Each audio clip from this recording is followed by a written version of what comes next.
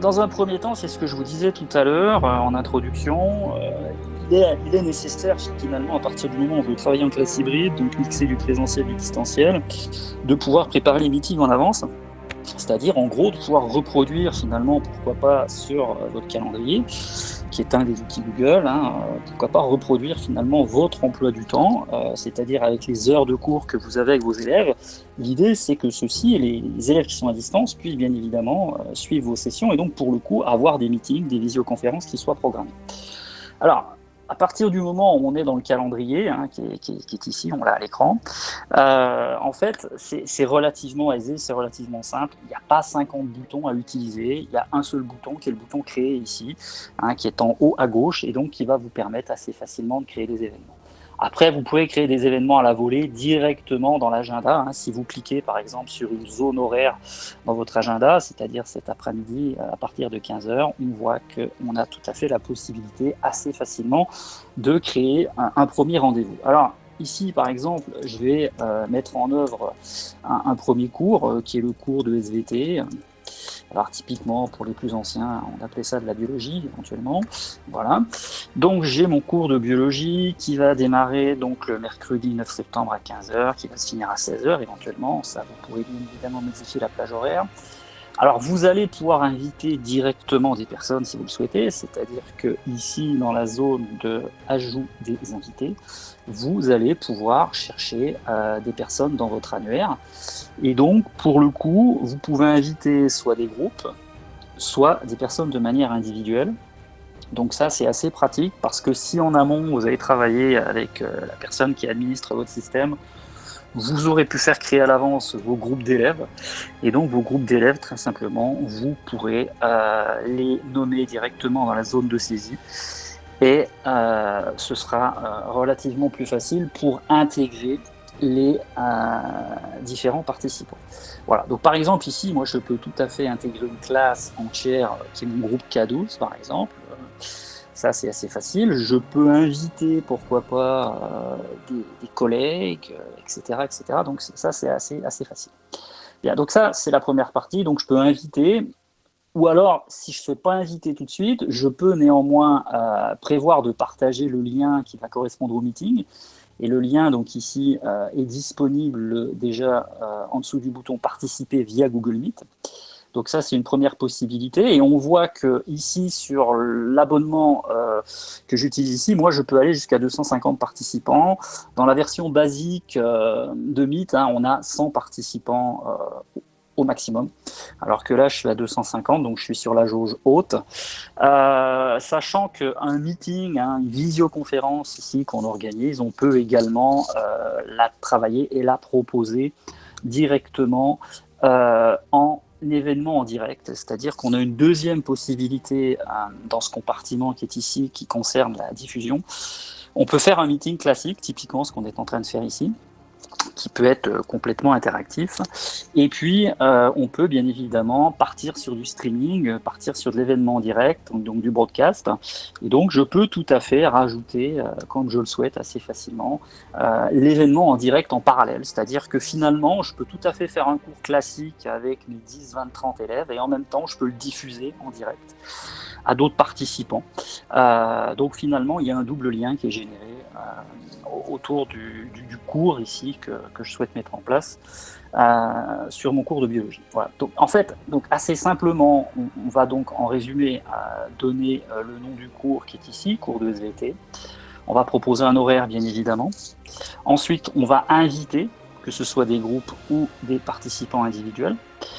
Et puis ensuite, on va voir un petit peu quel est le format qu'on propose. Est-ce qu'on fait une réunion classique, un meeting classique, une visioconférence classique? Est-ce qu'on fait quelque chose en direct dans lequel on peut aller un peu plus loin? C'est-à-dire que si demain, par exemple, vous êtes dans l'enseignement supérieur et que vous souhaitiez faire une journée d'intégration avec vos 10 000, 15 000 étudiants, c'est tout à fait possible que de le jouer dans un amphi, par exemple, et puis de diffuser en direct, en streaming, le rendez-vous qui se déroule aux personnes qui seraient situées à distance. Donc ça, c'est assez pratique, c'est assez facile.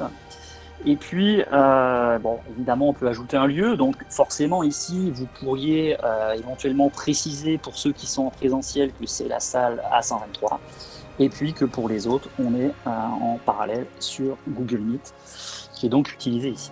Voilà. Donc ici, en fait, assez basiquement, je fais une invitation, je crée un meeting, et donc je l'enregistre à partir du moment où j'ai fini de mettre les différents détails. Donc je l'envoie, toc, voilà ici. Alors vous pouvez inviter des externes, hein, bien évidemment, parce que là, en fait, si vous voulez, moi je travaille sur une organisation qui est mon organisation à moi, mais je peux tout à fait inviter des personnes qui sont externes à mon organisation. Donc des étudiants qui seraient externes, entre guillemets, à mon établissement, c'est possible, mais ça n'a pas peut-être de sens, mais plutôt si vous travaillez entre collègues, entre établissements, là, ça peut avoir plus de sens. Ou du moins, si vous êtes dans l'enseignement supérieur, que vous faites une conférence, vous organisez un cours et que vous faites venir un expert qui est un externe, encore une fois, c'est possible de l'inviter assez facilement, finalement, sur le meeting que vous préparez. Bien, donc ça, si vous voulez, c'est la première partie. Je vais pouvoir, au fur et à mesure de mon emploi du temps, le construire finalement dans le calendrier et donc être capable de proposer 2 versions de ce que je fais. Je suis en présentiel, je suis face à mon écran, je parle à ma classe et donc j'ai la possibilité via l'événement et via une connexion à distance, donc pour ceux qui sont à l'extérieur, de suivre ce qui se passe dans la classe, c'est possible. Mais évidemment, je continue à m'adresser aux personnes qui sont en présentiel. Bien, donc ça c'est le premier point. Deuxièmement, si je reviens juste sur la mire, alors quand j'appelle la mire, c'est l'écran d'accueil de Google Meet en fait ici, sur lequel on peut à tout moment, quand même, à partir du moment où on a lancé une classe à distance, hein, on peut tout à fait donc bien évidemment réguler ce qui se passe au niveau des utilisateurs. Donc on peut les épingler évidemment pour organiser un peu l'écran, c'est assez facile. On a donc, je le précise rapidement, tout en bas de l'écran, on a le bouton de partage, c'est-à-dire que si vous souhaitez partager des éléments à l'écran, bien évidemment, vous utilisez le bouton de partage qui est en bas ici. Vous avez en bas à votre droite différentes options qui correspondent au meeting qui est en train de se jouer, et principalement ici je vois que j'ai lancé un enregistrement. Je peux l'arrêter à tout moment, je peux le redémarrer, je fais comme je veux. Alors l'avantage de l'enregistrement ici quand vous le lancez dans Meet, c'est qu'il est automatiquement récupéré dans votre Drive, et donc vous avez même un dossier qui correspond aux enregistrements de Meet. Qui va stocker automatiquement la vidéo que vous avez enregistrée. Et à partir du moment où vous allez raccrocher votre session, c'est-à-dire que quand vous allez cliquer sur votre téléphone, sur le petit bouton du téléphone en bas pour finir vos sessions, vous avez l'enregistrement qui va aller se stocker directement dans votre Drive sans aucune action de votre part. Alors c'est du MP4, il y a un taux de compression qui est relativement intéressant puisque quand vous faites une session d'1 heure, on est sur quelques mégaoctets, c'est vraiment assez léger et donc encore une fois assez pratique à manipuler derrière et à basculer sur diverses plateformes, sur divers supports, etc. Voilà, ça c'est assez aisé par la suite. Bien, on a les sous-titres. Alors évidemment, les sous-titres, ça peut être intéressant de les utiliser aussi quand vous faites un cours à distance, parce qu'on peut avoir en face de soi des personnes qui sont déficientes, peut-être de manière auditive, et qui ont besoin d'avoir un affichage de ce qui est écrit, de ce qui est dit. Donc un sous-titrage. Alors le sous-titrage, pour l'instant, ne fonctionne qu'en anglais, mais c'est pas gênant en soi, puisque vous pouvez tout à fait, à n'importe quel moment, si vous avez enregistré votre meeting, vous pouvez le récupérer et vous allez pouvoir remettre les sous-titres en français si vous avez prévu du sous-titrage en français. Donc ça, c'est assez facile à faire, on le verra tout à l'heure, et d'ailleurs, je pense qu'on va aller voir ça assez rapidement par la suite.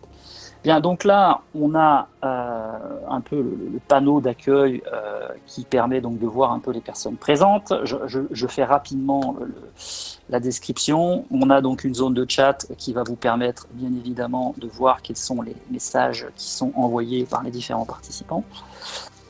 On a également la liste des participants, c'est-à-dire que vous pouvez à tout moment parcourir la liste des participants et voir un petit peu donc si le micro est activé, si le micro est désactivé. Encore une fois, on peut les épingler et puis à un moment donné, on peut les retirer. Et on peut les retirer de la réunion, c'est quand même assez utile. Admettons que vous fassiez donc un cours dans lequel vous avez à la fois du présentiel et du distanciel. Eh bien, si dans le distanciel, vous avez des événements perturbateurs, c'est comme en présentiel, vous pouvez les faire sortir de la classe tout simplement avec le bouton ici, moins, qui va vous permettre donc de retirer la personne qui pose problème, la retirer assez facilement de votre liste. Bien, voilà. Donc ici, je ne vais pas détailler plus. Alors, vous n'avez peut-être pas vu, mais je peux rajouter des personnes à la volée, hein, bien évidemment. J'ai le bouton plus ici, ajouter. Je peux rajouter des participants à la volée assez facilement. Donc encore une fois, je vais aller voir dans mon annuaire, je vais taper le nom ou les groupes éventuellement. Donc ça, c'est assez facile. Bien, voilà. Donc ici, on a vu une description un petit peu brève de cette interface, mais on va y revenir dans les sessions suivantes. De toute façon, on va reparler des outils sous des angles différents à chaque fois. Donc, à un moment donné, on aura couvert finalement l'intégralité des choses qui sont à savoir. Bien. Alors, mon événement est en train de s'enregistrer ici. Donc, typiquement, je suis en train de faire mon cours. Je délivre un cours ici sur la suite Google, comme je délivre un cours de biologie. Ça, c'est assez simple. Et donc, c'est ce que je vous disais tout à l'heure. Alors, je vais revenir sur mes outils. Donc là, je suis connecté avec un compte Google donc sur ma session. On est bien d'accord que ici, assez facilement, en haut, à droite, vous allez trouver le bouton qui va permettre de lancer les différentes applications dont on a besoin.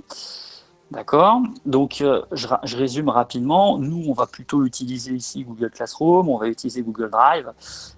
Google Doc, Google Sheets, Google Slides, c'est des outils que vous connaissez sûrement déjà. L'agenda, on vient de le voir, permet quand même donc de programmer les différents meetings, et ça, c'est assez utile. Google Chat qui va nous permettre, bien évidemment, de pouvoir créer des conversations privées, de pouvoir créer des canaux de discussion. Donc ça, c'est un aspect intéressant parce qu'il est assez complémentaire finalement de Google Classroom. Dans Chat, on peut utiliser des bots.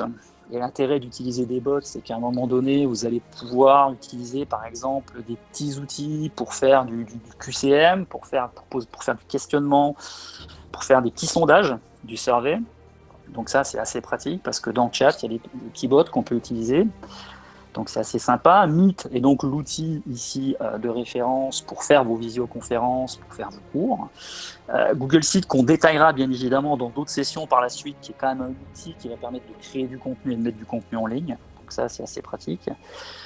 Google Group, ici la version groupe, c'est la version qui est complémentaire à l'administration, c'est-à-dire que ici vous avez un outil d'administration qui permet de gérer des utilisateurs de manière individuelle, alors que Google Group va vous permettre de créer vos groupes. Et c'est ce que je disais tout à l'heure, l'intérêt c'est que vous allez créer vos classes, la classe de 4e, de 5e, de 6e, de CM2, et à partir de là, vous allez pouvoir intégrer les utilisateurs que vous avez créés dans l'administration, vous allez pouvoir les intégrer dans les groupes, et vous allez pouvoir manager vos utilisateurs beaucoup plus facilement par groupe, donc ça va beaucoup plus vite que de manière unitaire, bien évidemment. On verra Google Forms, mais on va le voir tout à l'heure. Hangout, alors il a été un petit peu, il est moins utilisé, je trouve qu'il est moins utilisé côté édu, mais néanmoins on peut pourquoi pas s'y intéresser. Et puis Jamboard, bien évidemment, alors là ça c'est indispensable, c'est le tableau blanc. On a besoin d'un tableau blanc à partir du moment où on fait l'exercice hybride, entre guillemets, la classe hybride, on va avoir besoin d'utiliser ce fameux tableau blanc, parce que c'est celui que vous allez projeter à la fois dans votre classe, et puis c'est celui que les élèves à distance, les étudiants à distance vont également visionner. Donc ça, c'est vraiment le point de ralliement, le point de jonction entre le présentiel et le distanciel par rapport à ce que vous présentez sur le tableau traditionnel qui est le tableau blanc ici. Après, évidemment, vous pouvez partager tout un tas d'autres documents, ça va de soi. Bien, alors je vais juste aller quelques instants dans Drive pour vous faire un petit point sur notamment les enregistrements. C'est ce que je vous disais tout à l'heure, on peut donc déclencher les enregistrements dans Meet et on les récupère automatiquement finalement dans le Drive. Et donc dans le Drive, on a un dossier par défaut qui est proposé, qui se crée automatiquement, qui s'appelle Meet Recordings, qui est ici, dans lequel finalement je vais trouver des enregistrements qui vont par exemple contenir des choses que j'ai déjà pu enregistrer. Bien. Alors j'ai un enregistrement ici qui est découvrir la suite Google Éducation. Je vais le lancer tout simplement. Je vais juste vous montrer en quelques secondes la manière que vous pouvez, la manière dont vous pouvez finalement intégrer des sous-titres, parce que c'est ce que je vous disais tout à l'heure. Autant vous pouvez avoir des vidéos qui correspondent, qui ont peut-être déjà du sous-titrage, ou alors s'il n'y a pas de sous-titrage dans vos vidéos, à ce moment-là, vous pouvez les rajouter. Bien, alors je vais juste fermer, je ne vais pas jouer la vidéo tout de suite. Si on va finalement ici en haut de l'écran, c'est-à-dire que j'ai lancé la vidéo, je l'ai arrêtée, d'accord, je l'ai mis en pause, on voit qu'on a un menu pour gérer les pistes de sous-titres.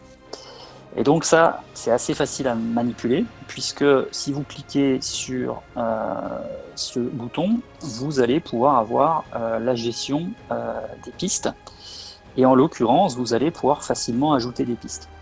Et en fait, les pistes, qu'est-ce que c'est? Les pistes, c'est simplement un fichier texte, un fichier au format .vtt, tout simplement. Donc il faut aller importer un fichier qui va bien. Donc je vais essayer de trouver un fichier quelque part sur mon ordinateur qui va comporter des fichiers. Donc je vais faire ça rapidement. Je dois avoir des choses peut-être ici sur un outil. Ok, donc voilà, j'ai un transcript ici en anglais par exemple, ok, que je récupère. Alors voilà, donc je peux injecter de l'anglais, je peux injecter du français, etc. assez facilement. Donc on voit que j'ai récupéré un fichier qui s'appelle transcript.en, donc english.vtt. Voilà, ok. Alors après, je peux bien évidemment choisir la langue qui est là-dedans. Sous-entendu ici, c'est de l'anglais, donc je vais le régler en anglais assez facilement. Toc, voilà, ici, je choisis l'anglais et je l'importe. Donc en fait, ici, automatiquement, je suis en train d'injecter un sous-titre dans ma vidéo. Et si je joue ma vidéo, eh bien, je vais pouvoir avoir du sous-titrage automatique qui va se jouer. Et donc, pour le coup, l'intérêt, c'est que vous pouvez retravailler finalement vos sous-titres à la volée dans du fichier texte et puis les ajouter assez facilement. Bien, alors la vidéo prend un peu de temps à jouer. Je ne sais pas si je vais la laisser se dérouler. On voit qu'en parallèle, donc, je peux ajouter autant de pistes que je le souhaite, bien évidemment. Donc ça, c'est possible. Alors voilà, donc là, en fait, donc, on a le sous-titrage, hein, on voit qu'il apparaît. Alors on va attendre 2 minutes, voilà, vous l'avez. On voit que c'est en train de s'afficher. Donc on a bien un sous-titrage ici, un anglais, qui se joue automatiquement. Bien. Alors ça, c'est intéressant parce que, bien évidemment, si je vais dans les outils de la vidéo en sous-titres, hein, là, j'ai que l'anglais pour l'instant, mais si je rajoute une piste en français, je vais rajouter une piste en français rapidement, eh bien, on va voir que j'aurai 2 pistes par la suite.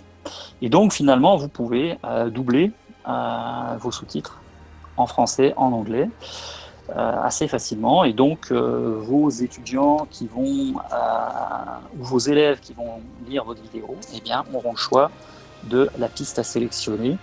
Et donc, suivant leur niveau en langue, hein, pourquoi pas, ils peuvent tout à fait suivre des choses en anglais avec un sous-titrage en anglais, ils peuvent tout à fait suivre les choses en français avec un sous-titrage en français, ou inversement, on peut faire tout un tas de choses. Voilà, donc ici, je choisis le français, je l'importe, et donc si je fais ça, cette fois-ci, j'ai 2 pistes qui ont été rajoutées. Et donc, pour le coup, assez facilement, j'ai sous-titré ma vidéo sans effort. Donc, on est d'accord, c'est une vidéo qui provient d'un enregistrement qui a été fait avec Meet, admettons.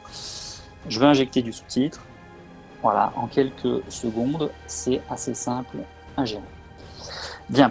Alors, je résume un petit peu tout ce qu'on a vu là rapidement. En amont du cours, on a parlé tout à l'heure donc du calendrier. On a vu que le calendrier permettait d'organiser des meetings. On sait qu'un meeting, on peut le jouer finalement typiquement comme une visioconférence ici, ou alors je peux le jouer comme un événement en streaming, donc une diffusion qui est complètement mondiale, qui est complètement publique. Ça, c'est assez facile à mettre en œuvre. On sait que quand je lance un meeting, évidemment, je peux gérer mes utilisateurs, mais au-delà de ça, je peux enregistrer mon meeting, je peux enregistrer mon cours, ma visioconférence. Et à partir de là, on a vu que dans Drive, je récupère l'enregistrement du cours qui a été donné. Pourquoi pas, je peux le retravailler, je peux le sous-titrer. D'accord ? Donc jusque-là, finalement, on est capable de couvrir plein d'aspects au niveau de l'organisation d'un cours, au niveau de la diffusion d'un cours, au niveau de la possibilité de rejouer un cours, et au niveau aussi de la possibilité d'adapter le contenu avec ce sous-titrage en plusieurs langues. Bien. Ok. Si vraiment vous voulez aller plus loin dans la diffusion, évidemment, il y a d'autres outils. Il y a Studio, la version Studio de YouTube, qui va vous permettre de faire vraiment du streaming pur.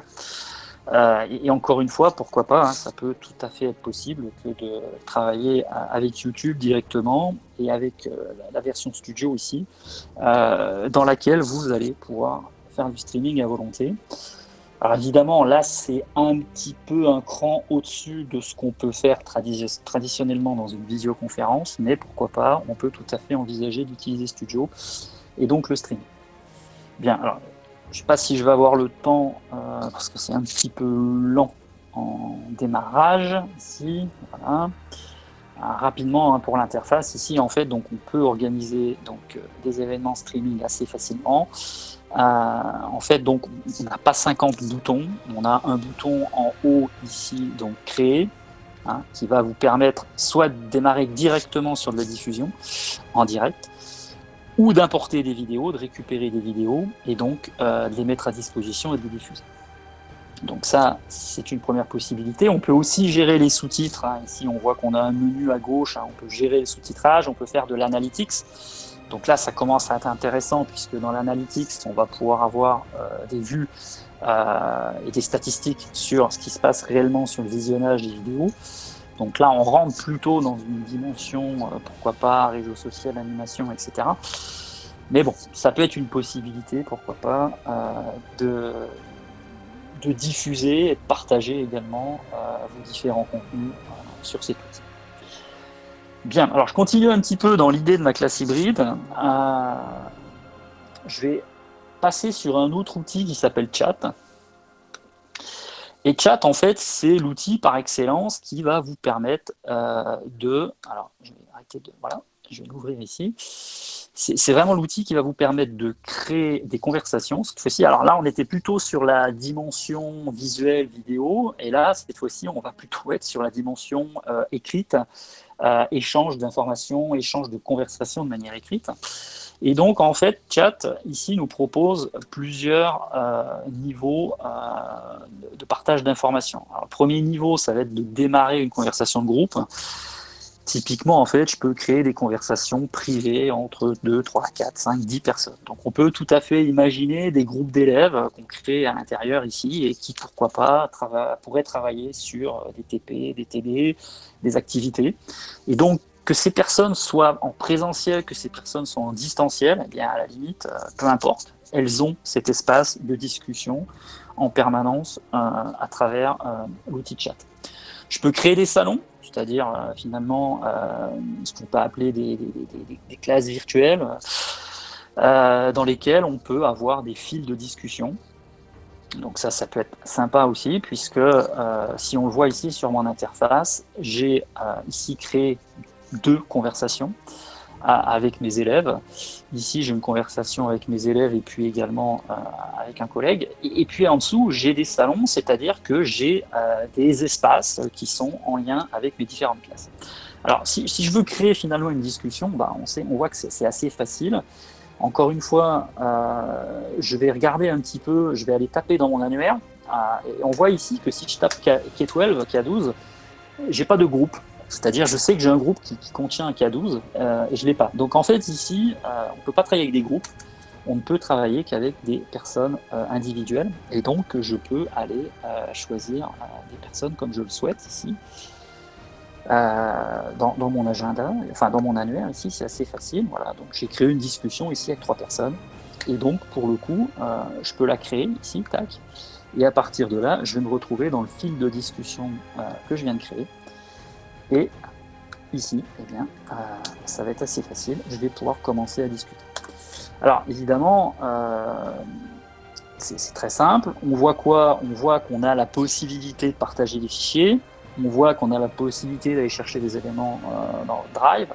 On voit qu'on a la possibilité aussi d'ajouter des visioconférences, c'est-à-dire que finalement, on est en train d'avoir des groupes d'élèves avec lesquels on peut rentrer en visioconférence. Donc ça permet aussi, donc, pourquoi pas, de travailler de cette manière-là en présentiel, puisqu'il faut quand même se dire aujourd'hui que même en présentiel, les élèves sont équipés de tablettes, sont équipés d'ordinateurs. D'accord? Donc ça fait complètement sens, mais on sait très bien qu'à distance aussi, c'est le lien qui va les relier à votre classe, et donc pour le coup, la visio prend tout son sens ici, encore une fois. Voilà, donc ici, les différentes conversations que j'ai en haut, et puis mes salons que j'ai en bas ici. Alors dans mes salons, hein, les salons, c'est vraiment quelque chose qui peut être en lien avec une classe. Donc ici, j'ai le salon de ma 6e B, par exemple, dans lequel j'ai créé des petits fils de discussion, déjà. D'accord? Donc on voit qu'on a des petits fils assez facilement mis en place. Voilà. Alors je peux créer des fils à la volée, bien évidemment, avec le bouton plus qui est en bas, sans problème. Je peux créer vraiment un nouveau fil sur bonjour. Nous allons faire un point sur le cours de mathématiques. Alors admettons que vous soyez professeur principal de la classe, hein, pourquoi pas, vous pourriez tout à fait lancer des enquêtes, lancer des conversations, enfin du moins discuter encore une fois, pourquoi pas avec vos élèves assez facilement. Bien, voilà. Donc ici, voilà, je peux tout à fait faire à un moment donné un point sur le cours de maths. Si j'ai besoin de faire un point sur le cours de maths avec mes élèves, ils peuvent tout à fait me répondre ici dans la zone pour voir un petit peu ce qui s'y passe et si il y a des choses qui les perturbent ou pas. Alors, c'est là que ça devient intéressant aussi, puisqu'on a vu qu'on a une zone aussi pour les robots, les bots. Et donc les bots sont des petits robots qui rendent du service. Et des bots, il y en a plein. D'accord ? Il y a plein de bots en fait qui sont disponibles ici dans le chat. Alors je les fais défiler rapidement, hein, mais bon, alors il y a des bots qui sont orientés très très professionnels comme Salesforce, Asana.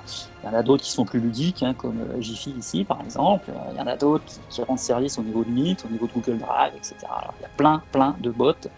Je n'ai pas fait le tour, mais il y a, à mon avis, plein de choses intéressantes à découvrir. Et puis, il y en a un qu'on connaît peut-être tous déjà, qui s'appelle Polly, ici, qui est le petit perroquet. Et Polly, lui, il est sympa parce que Polly permet de faire des petits surveys, des petits sondages assez facilement dans n'importe quel fil de discussion. Alors, ici, tiens, je vais continuer. Alors, je vais faire un nouveau fil.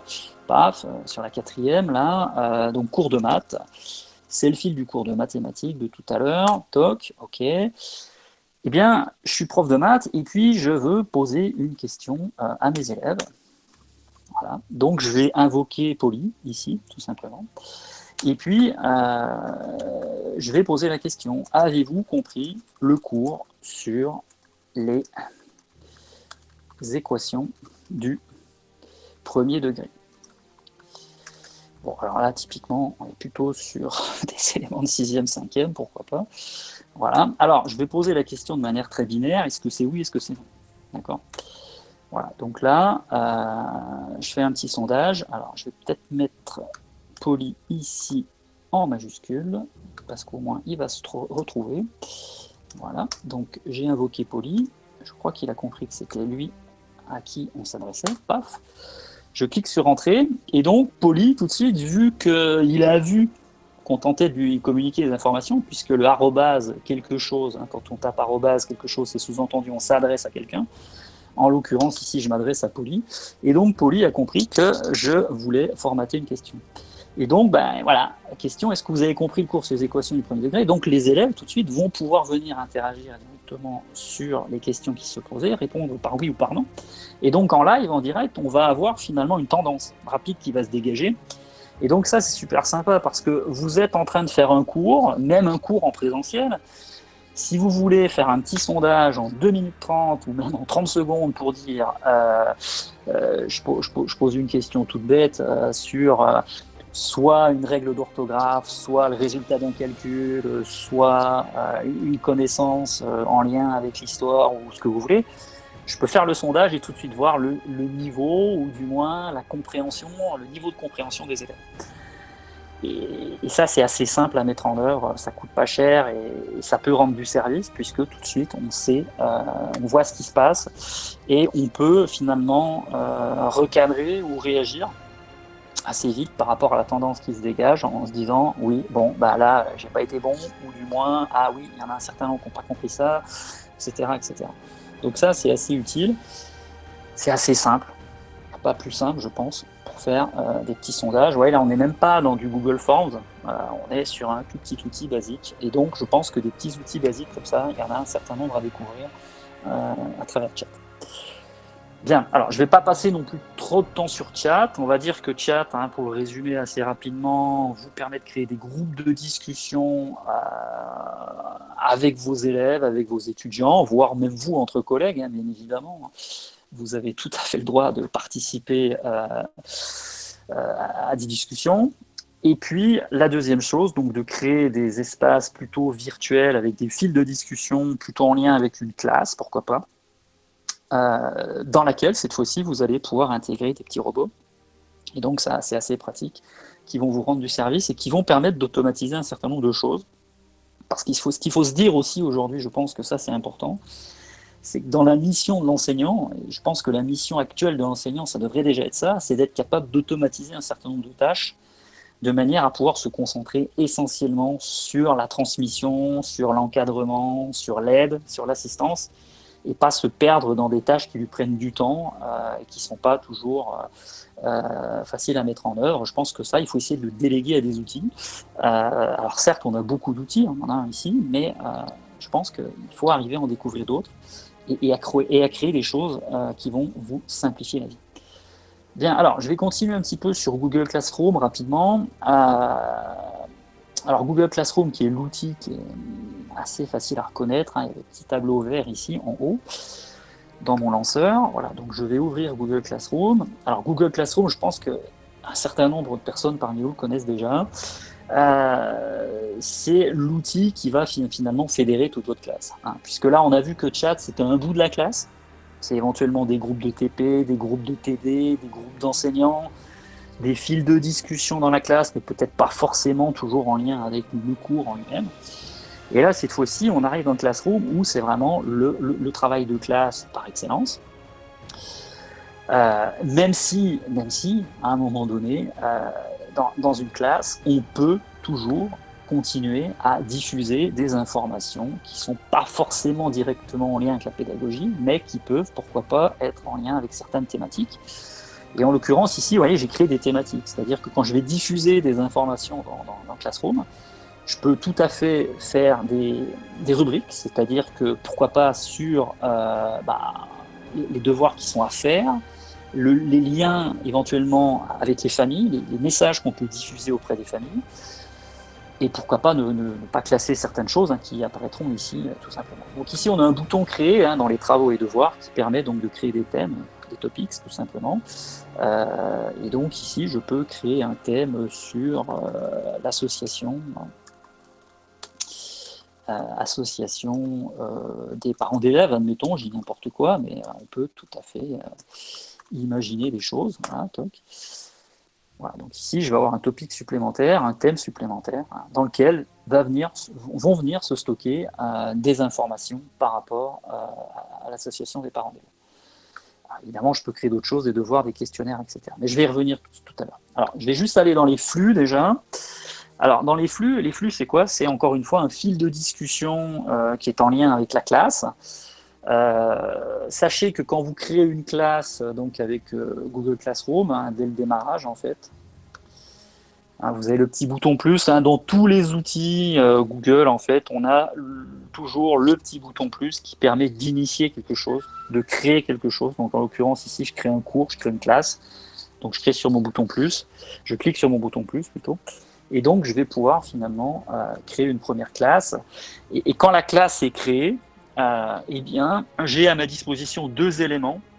Le premier, c'est le code, c'est-à-dire que vos élèves qui veulent rentrer dans votre cours vont pouvoir le faire facilement avec le code qui va bien ici, ou vont pouvoir le faire aussi avec un autre lien qui est en relation avec Meet, l'outil de tout à l'heure. Et donc là, on a un canal dédié à la classe sur Meet qui est créé automatiquement. Donc ça veut dire que finalement, toutes les visioconférences qu'on pourrait mener dans l'année avec ces classes, on sait qu'on a un canal unique qui est disponible avec Meet en permanence, sur lequel on peut se retrouver. Donc ça, c'est assez simple, c'est assez basique, et c'est présenté tout de suite assez simplement. Bien, donc dans cette classe, j'ai déjà un fil de discussion dans lequel il y a déjà un certain nombre d'informations qui ont été échangées. Alors je peux à tout moment diffuser de l'information, bien évidemment. Je peux aller ici réutiliser des informations qui ont déjà été passées dans d'autres classes dans lesquelles j'interviens, c'est possible aussi. Donc je peux aller par exemple dans la 4e pavin, voir s'il y a un poste que j'ai déjà. Ah, voilà, j'ai un poste que j'ai fait déjà. Donc je pourrais tout à fait le récupérer et le remettre dans la classe dans laquelle je suis tout de suite. Et pourquoi pas le modifier, le réajuster, ça c'est possible. Voilà. Sur des éléments qui ont déjà été publiés, donc évidemment je peux les modifier, les supprimer, ça va de soi. Je peux diffuser des liens.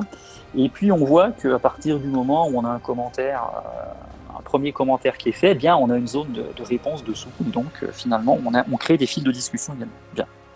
Donc ça finalement vous pouvez l'utiliser pour plein de choses.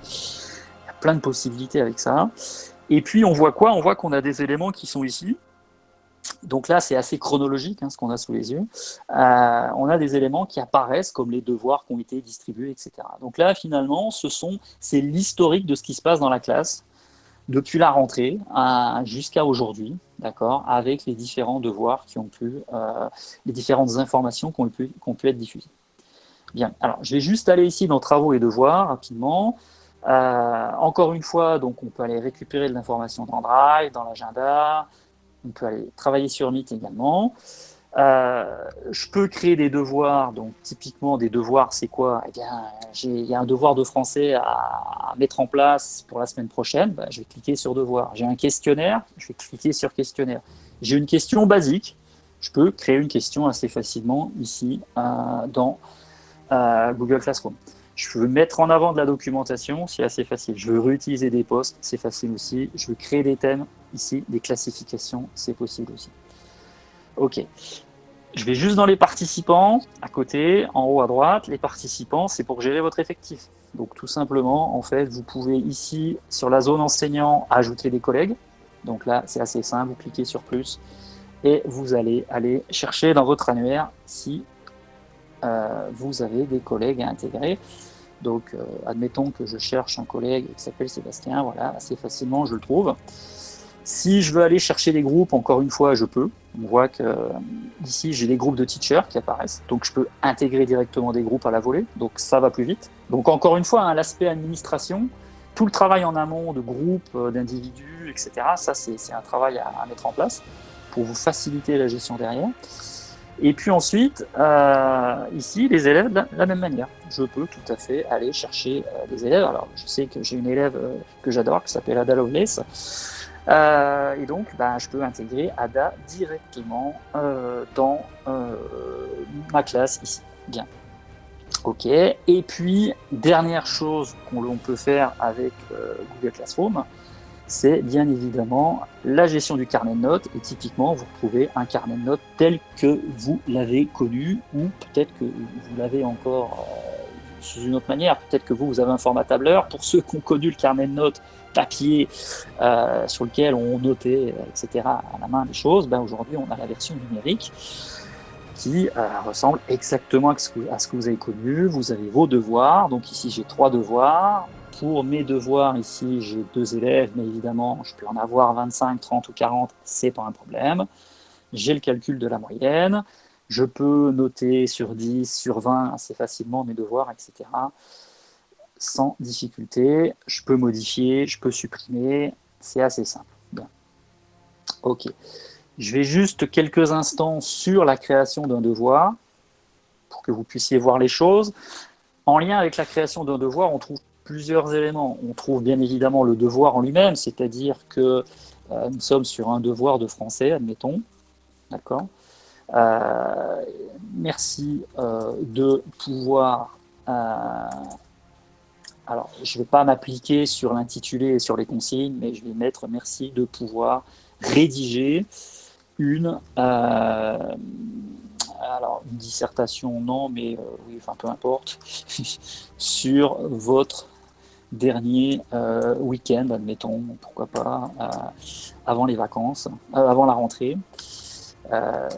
Donc merci de pouvoir rédiger une dissertation sur votre dernier week-end avant la rentrée.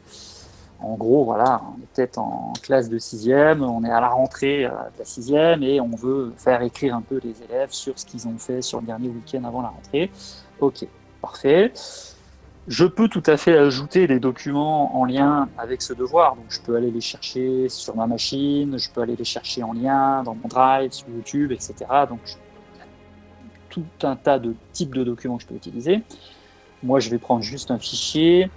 Alors, pourquoi je mets un fichier ici? C'est juste pour vous montrer qu'à partir du moment où on associe un fichier à un devoir, ce fichier peut se comporter de plusieurs manières. Alors, si je trouve un fichier Word, ce serait sympa. Je vais essayer juste de trouver un bout de traitement de texte quelque part. Je dois avoir ça qui traîne. Je vais prendre un fichier à la volée, peu importe. Voilà, ok. Donc je prends un fichier texte que j'intègre ici à mon devoir, je le rajoute, donc c'est une pièce jointe. C'est-à-dire que l'élève, quand il va ouvrir le devoir, il va voir la pièce jointe. Et la pièce jointe, il peut en faire plusieurs choses. Soit c'est une pièce jointe dans laquelle il y a d'autres consignes qui lui expliquent un peu la trame de ce qu'il faut faire, comment il faut le présenter, etc. Ou soit alors c'est un document de réponse, c'est-à-dire c'est un document sur lequel il va rédiger son travail. Et donc finalement il y a plusieurs niveaux de partage de la pièce jointe. Est-ce que c'est juste consultable? Donc, est-ce que c'est à titre informatif? Est-ce que c'est modifiable? Et là, sous-entendu, si c'est modifiable, il va pouvoir le retravailler, se l'approprier s'il veut. Et puis, il y a une dernière option qui est intéressante, ça, c'est en faire une copie par élève. C'est-à-dire que chaque élève va recevoir une copie du document sur laquelle il va pouvoir travailler et qu'il va pouvoir remettre. Alors, admettons que vous distribuez un texte à trous, par exemple. Eh bien, le texte à trous, chaque élève aura sa version du texte à trous. Et donc, chacun pourra remplir le document et vous le remettre par la suite. Donc finalement, on est en train de se dire, là, bah oui, c'est l'histoire de la polycopieuse qu'on utilisait il y a 30 ou 40 ans, quand l'enseignant polycopiait avec sa machine à alcool les différents exemplaires pour chacun de ses élèves. Bah là, en fait, on reproduit exactement la même chose, mais vous voyez, en un clic. Alors qu'auparavant, l'enseignant devait passer une bonne heure avant de rentrer en cours pour préparer les différentes copies pour chaque élève. Donc on a gagné beaucoup de temps. Alors, à qui s'adresse le travail? On choisit la classe, on choisit les élèves, évidemment. On peut choisir sur combien de points nous allons noter tout ça. Donc ici, on va dire qu'on part sur 20 points. Il y a des dates de remise, il y a des thématiques. On peut classifier tout ça. Donc je peux commencer à mettre des dates de remise, d'accord? Des dates de remise, une date et une heure. Donc ça, c'est important. Je peux tout à fait borner le travail. Je peux utiliser une thématique, donc voilà. Et d'ailleurs, je peux aller piocher dans les thèmes, dans les thématiques que j'ai déjà créées tout à l'heure. Et puis surtout, je peux utiliser une grille d'évaluation. Alors ça commence à être intéressant parce que ça veut dire que je peux commencer à créer des gabarits de correction. Ça permet d'accélérer aussi la correction. Ça l'automatise pas, mais ça permet au moins d'avoir une vue assez rapide du nombre de points qu'on veut distribuer suivant le contexte de la copie. D'accord? Donc en fait ici, je vais utiliser assez basiquement le thème du devoir de français. Donc ici, dissertation. Voilà. Et donc je vais pouvoir, pourquoi pas, créer des gabarits ici avec mon petit bouton plus. Et suivant les gabarits que j'utilise, alors bêtement je vais dire ok, si ça vaut 20 points, très bien, c'est que c'est un excellent travail, d'accord? Et je peux mettre une description sur, pourquoi pas, la nature des 20 points, pourquoi il faut mettre 20 points. Je dis n'importe quoi, ici je peux mettre 15 points, ici je peux mettre 10 points. Alors, ce que je fais là va peut-être vous choquer parce que vous n'avez peut-être pas l'habitude de travailler comme ça, mais on peut le voir sous cet aspect-là. Après, on peut le retravailler d'une autre manière. D'accord? Donc là, ici, finalement, j'ai créé des gabarits pour 20, 15, 10, 5 et 0 points.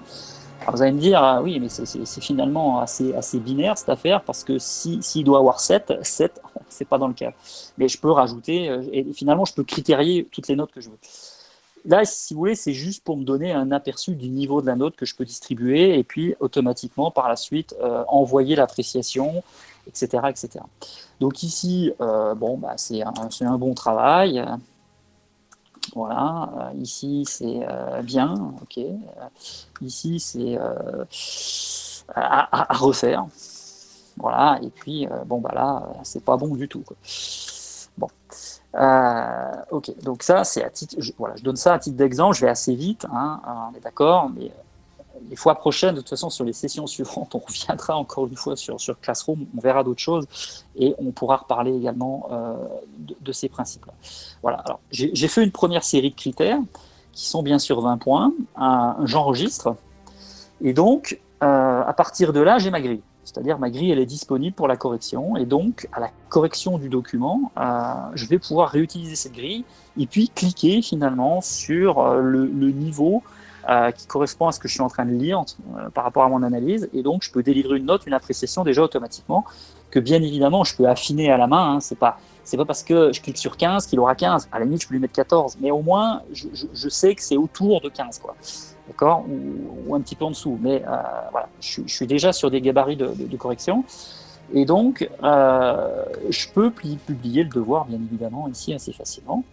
Et donc, à partir du moment où le devoir est publié, évidemment, quand je crée un nouvel assignment ici, eh bien, l'élève, de son côté, va avoir l'information, va se connecter à sa classe et va pouvoir créer le devoir, enfin, répondre au devoir en question. Alors aujourd'hui, je n'ai pas prévu de faire le rôle de l'élève, le rôle du prof, mais on pourrait tout à fait simplement le faire, c'est-à-dire qu'il suffit que je connecte juste de compte. Je pourrais connecter un deuxième élève ici sur ma session. Et donc, voir un peu ce qui se passe côté élève, côté prof. Mais je pense que dans les sessions suivantes, hein, on essaiera de faire ça, on verra un petit peu comment ça joue des deux côtés et ce qui se passe exactement sur la vue prof, sur la vue élève, ça peut être intéressant. Il me reste juste un petit outil qui est Jamboard. Alors Jamboard, on voit qu'il n'est pas intégré à Classroom, on voit qu'il n'est pas intégré à Meet.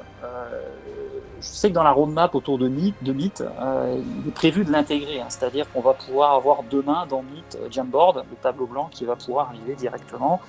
Alors que là, aujourd'hui, si je veux faire du tableau blanc dans de la visioconférence, je suis obligé de partager mon écran et donc ma fenêtre de tableau blanc. Il y a juste un petit truc que je n'ai pas signifié tout à l'heure, et j'en profite de le dire tout de suite parce que peut-être que parmi vous, il y a des profs qui sont en train de se dire, des enseignants qui se disent « bon, tout ça c'est très bien ».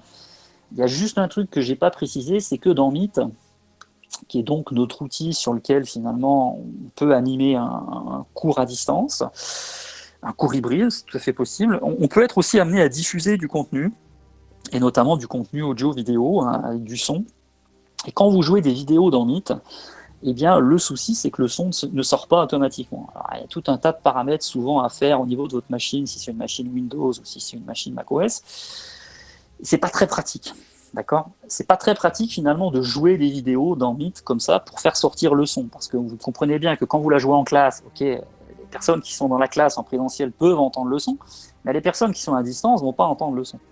Et donc, il y a un outil que vous pouvez utiliser dans Google Chrome, qui s'appelle en fait Cast ici, qui est tout en haut ici dans ma barre, voilà, qui est donc cette petite icône qui va permettre de faire un peu de magie, parce que comme dans Meet, c'est pas toujours évident que de partager du contenu, de faire sortir le son, avec le petit bouton de Cast ici.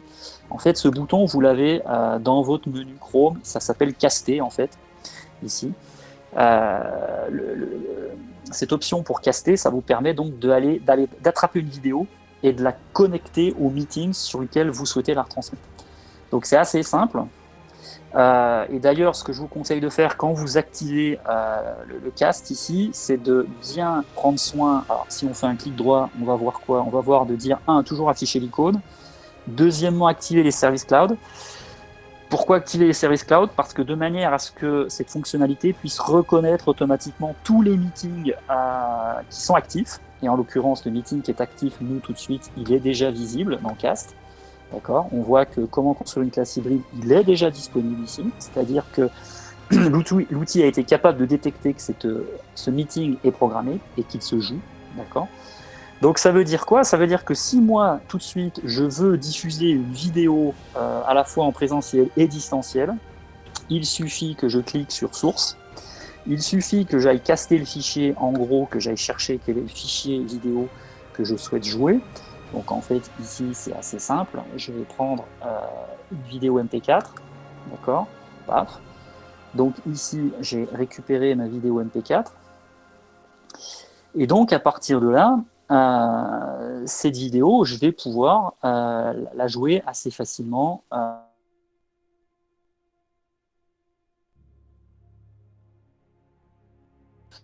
Notre meeting d'aujourd'hui, il faudrait juste que j'arrête le partage pour pouvoir lancer dans mon meeting directement la vidéo. Notez au passage que si chez vous, vous avez des enceintes Google Chrome, enfin Google, elles apparaissent automatiquement dans Cast aussi ici, et vous pouvez faire donc du streaming sur vos appareils qui sont chez vous, et donc faire sortir le son directement sur les appareils qui sont connectés à votre réseau.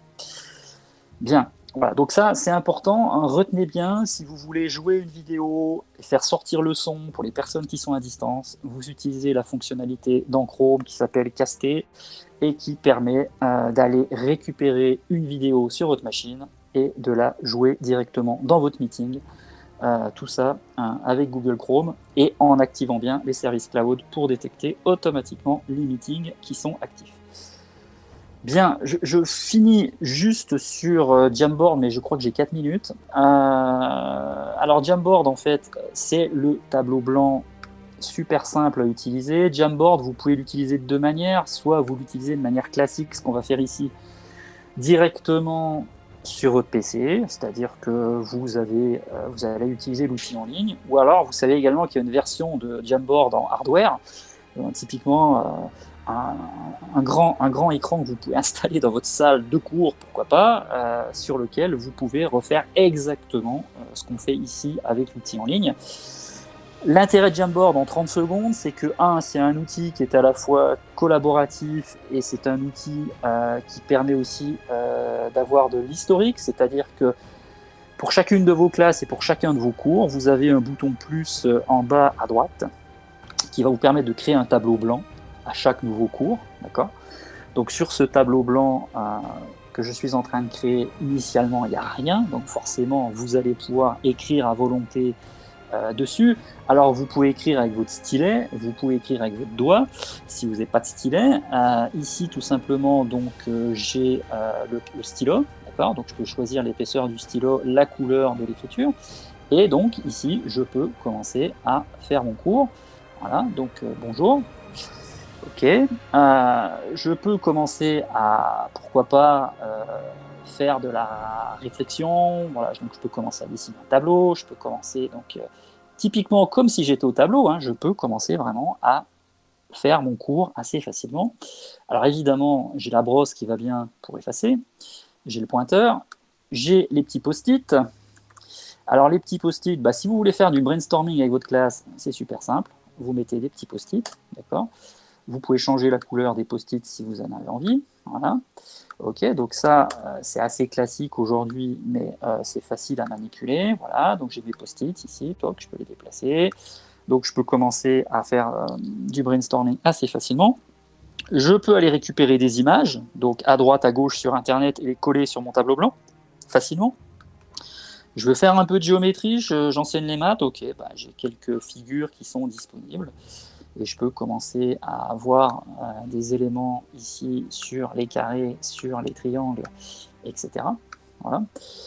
Si j'ai pas de stylet et si je suis pas très très bon avec mon doigt sur mon écran, sachez au passage que si vous avez un smartphone, une tablette ou n'importe quoi qui possède un écran tactile, eh bien ce que je suis en train de faire ici, même sur votre téléphone vous pouvez le faire, sachant que de toute façon, à partir du moment où vous allez partager votre tableau blanc, vos élèves vont avoir accès à ce que vous êtes en train de faire. Donc peu importe le device, le support que vous utilisez, l'essentiel c'est qu'il soit avec un écran tactile, et le reste, peu importe de savoir où il se trouve, même si c'est votre téléphone perso, c'est tout à fait possible que de le faire et donc de pouvoir faire un tableau blanc assez facilement.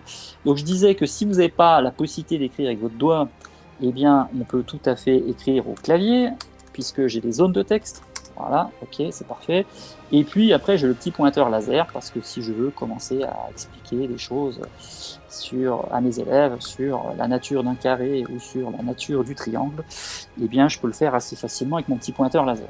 Et puis, quand j'ai rempli un tableau, eh bien, c'est simple, il suffit de passer au suivant, tout simplement. Tac, je passe au tableau 2 et donc j'ai une succession de tableaux au cours de ma session. Et donc, l'avantage, c'est que je peux y revenir. Puisque quand vous avez rempli un tableau, vous, le plus souvent un tableau blanc qui est au mur. Quand vous l'avez effacé, c'est difficile de revenir en arrière. Ici, on peut finalement jongler assez facilement avec les différents tableaux qui se succèdent. Et je finis juste là-dessus. C'est donc un tableau que vous pouvez projeter, diffuser à travers une session Meet, pourquoi pas par le biais de votre TBI, par le biais de votre vidéoprojecteur ou tout ce que vous voulez, ça c'est assez simple, mais on peut le partager. Et le partager, ça veut dire quoi? Ça veut dire que vous pouvez inviter vos élèves à venir écrire dessus en même temps que ce soit des élèves en présentiel, que ce soit des élèves en distanciel. Eh bien, encore une fois, vous allez pouvoir aller chercher des groupes d'élèves ou des élèves individuels et leur demander de, pourquoi pas, prendre possession du tableau sur lequel vous avez commencé à écrire des choses. D'accord? Donc là, moi, j'invite par exemple Ada. Et Ada, comme elle est ajoutée à mon partage, elle va pouvoir venir écrire en direct sur le tableau de manière collaborative. Voilà. Donc ça, c'est l'intérêt de Jamboard, qui donc finalement remplace assez facilement votre tableau blanc traditionnel, et puis ça permet finalement aussi d'avoir l'historique. Ça, c'est super important, je trouve que c'est sympa de pouvoir se dire j'ai fait un cours en septembre, je suis à la fin septembre, je peux revenir sur un cours du 15 septembre par exemple sans souci, réouvrir le tableau blanc. Une dernière façon de faire aussi, pourquoi pas, c'est de dire ok, aujourd'hui on a fait le cours, typiquement le cours que j'ai ici, je peux demander à mes élèves de compléter ce tableau et au cours suivant de récupérer des éléments qui ont été rajoutés par les élèves sur le tableau blanc en question, puisque j'ai pu leur partager. Donc il y a un enrichissement des tableaux blancs qu'on peut faire en permanence. Et donc se dire que pour le coup, entre le cours d'aujourd'hui et le cours de la semaine prochaine, il peut y avoir un travail de réflexion autour du tableau blanc, autour d'un travail de groupe. Voilà, enfin, il y a plein de possibilités en fait. C'est juste, je pense, quelquefois l'imagination qui nous limite, mais en fait, techniquement, des possibilités, il y en a énormément. Voilà, alors il y a juste un truc dont j'aurais pas parlé aujourd'hui qui s'appelle Forms. Alors, c'est pas grave, Forms, de toute façon, il était prévu sur la session 4, puisqu'on va parler d'évaluation dans la session 4, donc j'y reviendrai par la suite. On n'en a pas parlé aujourd'hui, c'est pas grave, mais on a quand même un petit outil qui peut remplacer Forms pour le moment, qui s'appelle Poly. Et Poly, donc vous pouvez l'activer, c'est un bot qui est disponible dans Chat, qui est donc l'outil qui permet de créer des conversations et des fils de discussion à travers vos classes, à travers vos rooms, vos classes virtuelles.